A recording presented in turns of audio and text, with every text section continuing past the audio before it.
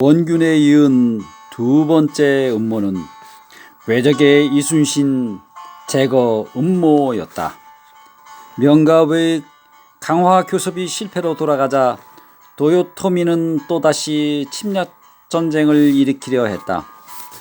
그러나 다시 전쟁을 하기 위해서는 어떤 방법으로든 사전에 이순신을 몰락시키지 않으면 안 된다고 판단했었다.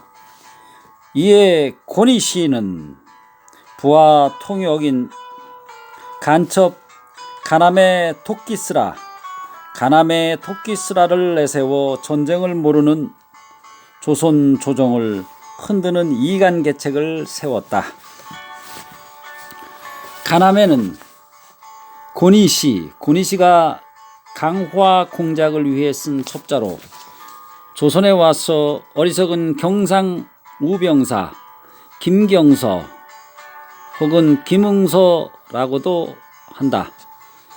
경상우병사 김경서를 이용해 조선 조정에 많은 정보를 제공하는 척했다. 그 공로로 조선 조정으로부터 절충장군 정삼품의 절충장군의 품계를 받았으며 김경서나 조선 조정은 그를 마치 조선의 간첩인 양 활용했으나 실은 외의 첩자였다. 그래서 사람 간의 이간 공작을 가나메 도키스라의 한자 이름인 요시라에 직업이나 직책에 비하하는 뜻을 더하는 전미사 질을 덧붙였다. 요시라 질이라 아주 낮추어 부르는 표현이 일부 지역에서는 아직도 남아있다. 하루는 가나메가 김경서에게 와서 말했다. 이번에 강화 교섭이 결렬된 것은 가토 때문입니다. 그래서 고니시는 가토를 매우 미워해 그를 죽이려고 합니다. 가토가 오래전에 일본에서 다시 바다를 건너올 텐데 조선에서는 통제사를 시켜 수군을 이끌고 넓은 바다로 나가게 하시오. 그러면 백승한 통제사로서는 쉽게 그를 잡아 목을 벨 수 있을 것이니 이는 조선 원수를 갚는 일이 아닙니까? 게다가 가토가 죽으면 고니시의 마음도 통쾌해질 일입니다. 절대로 이 기회를 놓치지 마십시오.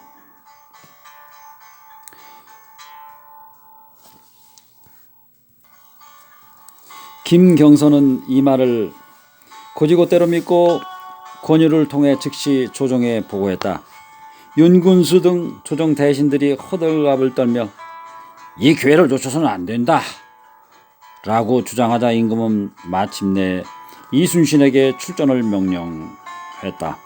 정윤년 1월 21일에는 도원수 권율이 한산도에까지 달려와 꼭 가나메의 말대로 출동하라고 지시했다. 앞에서도 본 바와 같이 당시 조선 조정은 과학적이고 이상적인 전략을 세워서 장수를 취한 것이 아니었다. 적에 대한 감정적 분노와 당위적 명분만 내세워 장수들을 내몰아 쳐왔다. 이 출동 지시도 그와 같은 명령에서 이루어진 것이다. 그러나 이순신은 전쟁 상식으로 간첩의 말은 믿을 게 아니라며 다음과 같이 주장했다. 반드시 적에 관계가 있을 것이요. 우리가 배를 많이 끌고 나가면 적이 모를 리가 없고 적게 끌고 나갔다가는 도리어 역습을 당할 게 불을 보듯 뻔하오. 간첩의 말을 믿고 그대로 따를 수는 없는 일이오.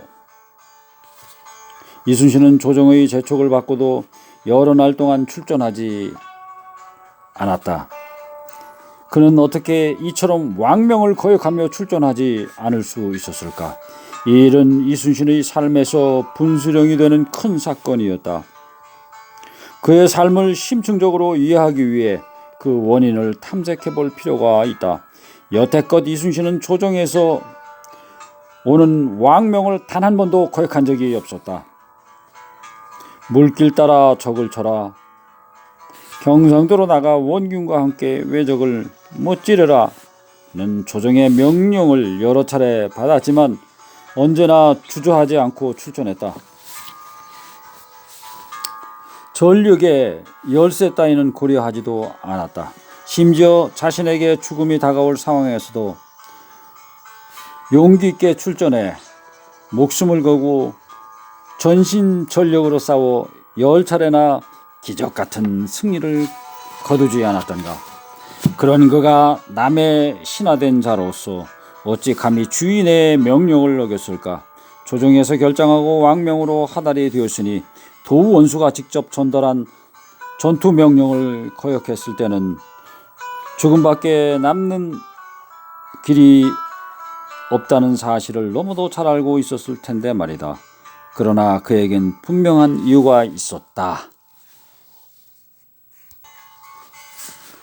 첫째, 그는 도원수로부터 전해받은 왕명의 출처를 신뢰하지 않았다. 그 정보는 우리 힘으로 수집한 게 아니라 적이 제공했다는 이유이다. 적이 주는 정보대로 움직여 우리에게 무슨 득이 있겠는가? 그런데 조정은 이 정보를 그대로 믿고 출전 명령을 내린 것이다. 외의 음모에서 비롯된 정보는 간첩 가남에에서 김경서로, 김경서에서 조정으로, 조정에서 왕에게로, 왕에게서 도원수 권율에게로, 권율은 다시 이순신에게 차례로 전달했던 셈인데 제대로 된 창수라면 그 전달 경로만 보더라도 함정일 가능성이 크다고 여길 수밖에 없다. 더구나 가나메에게는 아무 실적이 없었다. 비록 그가 조선 옷을 입고 조선 갓을 쓰고 다닌다 해서 조선 사람이 된 것도 아니다. 그런 사람이 자국을 배반하고 조선의 이익을 위해 간첩 행위를 자행할 리 만무했다. 당시 가나메를 이중간첩으로 보는 시각도 있었지만 그는 고니시의 부하요 역관으로서 철저히 외의 간첩이었을 뿐이다. 둘째, 이순신은 왕명을 따를 경우 수군의 패망이라는 엄청난 결과를 피할 길이 없다고 생각했다. 적이 조선 수군을 한바다로 꿰낸 다음 웅포와 가덕의 수많은 병력으로 포위하고 공격해온다면 아무리 신출귀몰한 이순신이라도 패하지 않을 수 없었기 때문이다. 전선에 나와 있는 일선 지휘관의 이 같은 전투 방편에 관한 판단은 당연히 존중되고 수용되어야 마땅하다. 고래로 전쟁터에 나온 장수는 작전의 시기나 방법의 선택과 같은 구체적인 전투 방편에 관해서는 왕명도 따르지 않고 임의로 시의적절하게 시행할 수 있었다. 임진년 1592년에 적을 치라는 선조의 유서에도 그러나 천리밖이라 혹시 무슨 뜻밖의 일이 있을 것 같으면 반드시 이에 구애받지 말라고 한 것으로 보아 당시에도 장수에게 이런 재량권이 있었을 것이다. 전투 지휘관의 임기응변적 판단에 따라 전쟁의 승패와 장졸의 생명이 좌우되므로 왕명에 대한 재량적인 예외가 인정될 필요가 있었기 때문이었다. 그러나 적에게 속고 있는 당시의 조정 상황으로 보아 이러한 예외가 이순신에게 적용될 리 만무했다. 이순신은 진퇴유곡에 빠졌다. 우선 왕명에 따라 출전하자니 간특한 적의 꿰므로 패전의 구렁텅이에 빠질 게 뻔했다. 그렇게 되면 지켜야 할 날은 어찌 되며 수많은 부하 장병의 목숨은 어찌 될 것인가? 조선 수군을 살릴 것인가? 자신이 사형을 당하고 말 것인가에 기로에서 그는 고민했다.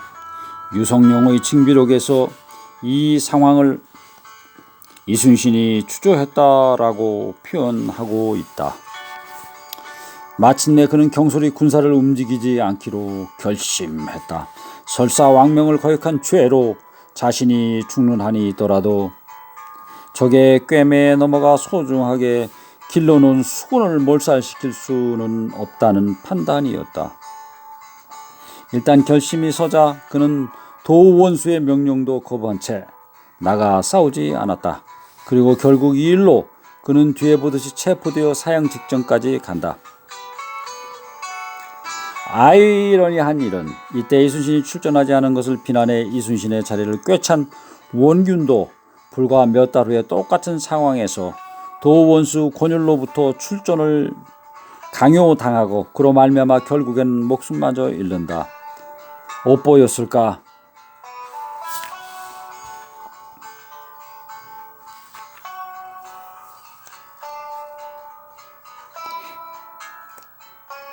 각설하고 가토는 통제사에게 출정 명령이 도달하기 전인 14일에 이미 장문포에 도착해 있었다. 그러나 가남에는 김경서에게 와서 가토가 벌써 상륙했습니다. 어째서 이순신이 내 말을 따르지 않는지 모르겠소. 천재 이루에 좋은 기회를 놓쳤소. 하고 원망했다. 김경서는 그 말을 그대로 조정에 전하면서 이순신을 비난했다.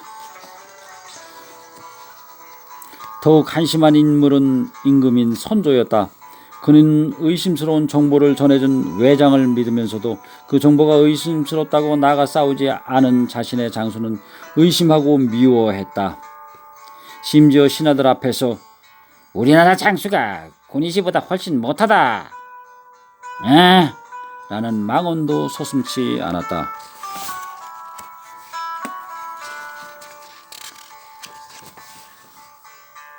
결국 이순신을 탄핵한 일파들은 잡아들일 죄목을 결정했다. 조정을 속이고 적을 치지 않았다는 명목이었다.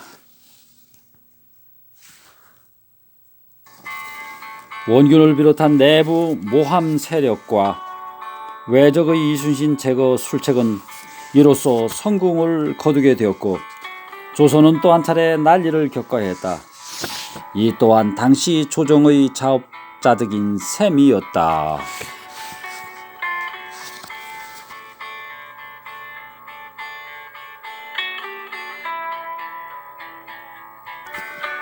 선조가 내려보낸 의금부 도사가 이순신을 체포하러 한산도에 이르렀다. 새 통제사가 된 원균도 의금부 도사를 따라 함께 왔다.